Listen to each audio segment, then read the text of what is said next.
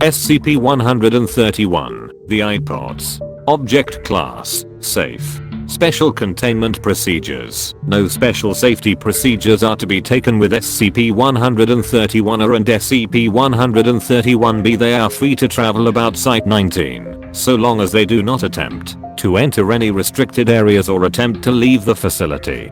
Casual contact with the subjects is permitted, but it is recommended that such contact be kept to a minimum to prevent the creatures from forming an attachment to personnel. Hourly tabs are to be kept on subjects at all times. Failure to account for their presence at these times constitutes a Level 1 lockdown situation. Any report of abuse or mistreatment of the subjects will result in a harsh reprimand.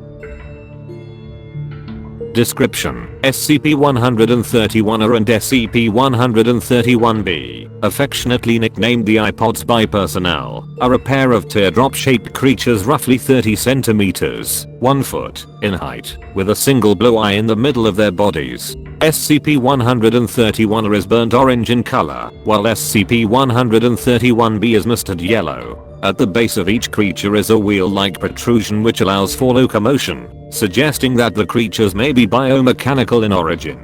The subjects can move surprisingly fast, covering over 60 meters, 200 feet, in a matter of seconds. The subjects, however, lack a braking system, which has led to some rather spectacular, if not overly amusing, mishaps involving the creatures. The subjects have also shown the ability to climb sheer surfaces, and have gotten lost in the air vents on more than one occasion. The subjects seem to have the intelligence of common house cats, and are insatiably curious. Most of the time they simply roll around the facility, observing personnel at work, and catching peeks at other safe class SCPs. The subjects seem to be able to communicate with each other via an untranslatable high-pitched babbling. The subjects have never been observed to blink, even in laboratories, when the subjects have been videotaped for over 18 consecutive hours. The subjects seem to respond well to any affection given to them, and will quickly bond to the giver of said affection, much in the same way a puppy bonds with a human being. They will follow anyone or anything they've made a bond with anywhere, even into normally restricted areas. Although curious, the subjects can sense danger in their general vicinity, and if the object of their bond begins to approach something they register as dangerous, for instance, Euclid or Keter class objects, they will swarm around their bonded companion's feet, or appropriate extremities, while babbling in a panicked tone, as if to warn them. Because of the daily dangers faced by Site-19 staff in dealing with Euclid and Keter class objects, it is recommended that staff avoid making attempts to bond with the subjects, as it can pose a distraction during delicate operations and experiments, and may pose a danger to the subjects themselves. See Addendum 131. 1. If the subjects are ignored by their bonded target long enough, they will eventually lose interest and return to their normal activities.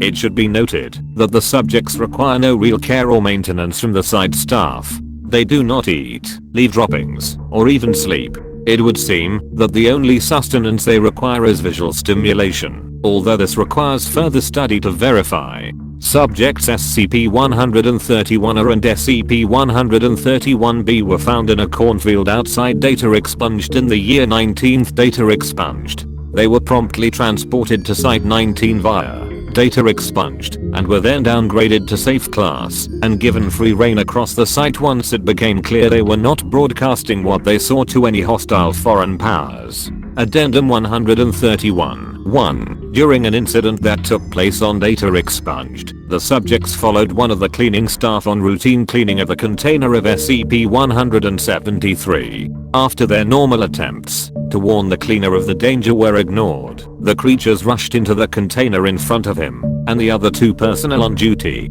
Once inside, the staff members observed the subjects sitting in front of SCP-173 and watching it intently, as if aware that it could only move if unobserved. The cleaners ignored the presence of the subjects and continued with the bi-weekly cleaning as per standard procedures. When the cleaning crew left, the subjects did as well, rolling backward slowly and never taking their eyes off of SCP-173. Current applications of SCP-131 are and SCP-131B as wardens for SCP-173, and perhaps other SCP which require constant observation, such as SCP-689, are being considered.